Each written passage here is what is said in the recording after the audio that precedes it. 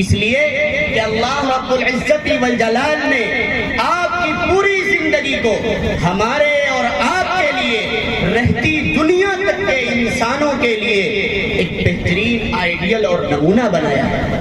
قرآن کریم کے اندر ارشاد فرمایا لَقَدْ كَانَ لَكُمْ فِي رَسُولِ اللَّهِ أُسْوَةٌ حَسَنَةٌ کہ اللہ رب العزت والجلال نے تمہارے نبی کی سیرت کو، ان کے پیغام کو، ان کے کردار کو، ان کی لائی ہوئی شریعت کو، ان کے بتائے ہوئے طریقے اور راستے کو تمہارے لیے بہترین آئیڈیل اور نمونہ بنایا۔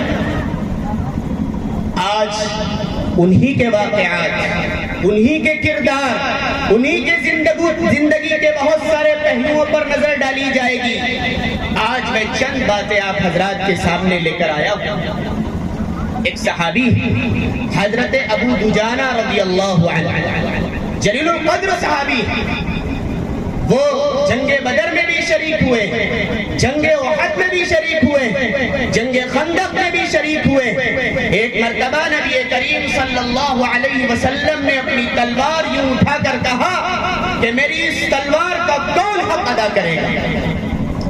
حضرت ابو دجانہ کھڑے ہوئے، حضرت عمر بن خطاب رضی اللہ تعالیٰ عنہ کھڑے ہوئے، حضرت زبیر بن عوام رضی اللہ تعالیٰ عنہ کھڑے ہوئے، اور تینوں نے کہا یا رسول اللہ آپ کی اس تلوار کا حق میں ادا کروں گا۔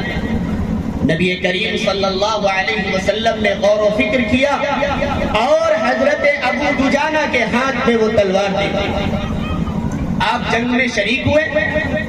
حضرت زبیر بن عوام رضی اللہ تعالی عنہ بھی بہت جلیل القدر صحابی ہیں، بہت ماہر، بہت بہادر شخص ہیں۔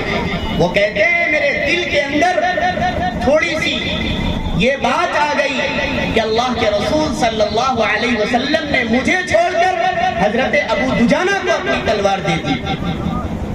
وہ کہنے لگے کہ میں جنگ میں تاک میں لگا رہا اور میں یہ سوچتا رہا کہ میں دیکھوں گا کہ رسول اللہ نے اپنی تلوار ابو دجانہ کو کیوں دی۔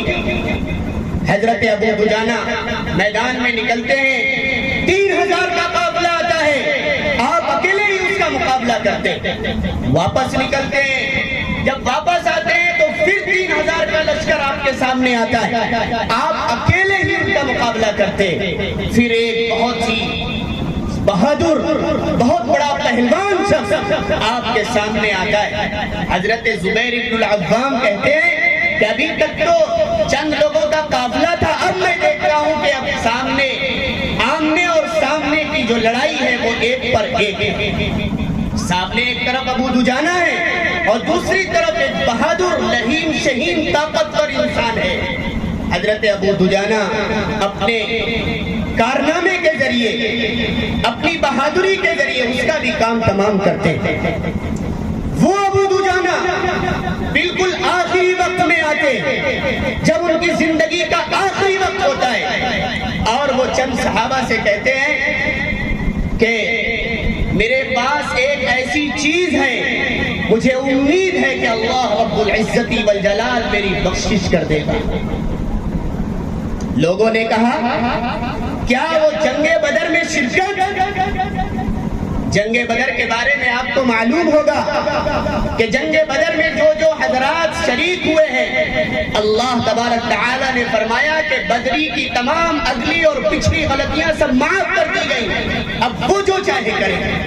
لوگ پوچھتے ہیں کہ آپ کی بدر میں شرکت؟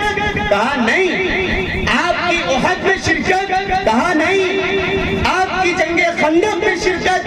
فرمایا نہیں۔ آپ نے رسول اللہ کی تلوار کا حق ادا کیا ہے یہ بات؟ کہا نہیں۔ تو کہا کون سی بات ہے؟ ذرا سوچنے کی بات ہے۔ حضرت ابو دجانہ رضی اللہ تعالیٰ عنہ فرماتے ہیں کہ میں نے اپنی پوری زندگی اپنی اس زبان سے کسی کو تکلیف نہیں دی ہے، اس زبان سے کسی کو تکلیف نہیں دی ہے، یہ وہ بات ہے جس کے اوپر میں امید کرتا ہوں کہ میری بخشش کر دی جائے۔ یہ سیرت صحابہ کا جلسہ ہے، یہ نبی کریم صلی اللہ علیہ وسلم کی سیرت کا جلسہ ہے۔ آج ہمیں یہاں سے اٹھنے سے پہلے چند پیغام اپنے کانوں میں گوش گزار کر کے اور اپنے پلو سے باندھ کر یہاں سے جانا ہے کہ یہ سیرت اپنی زندگی میں داخل کرنی ہے۔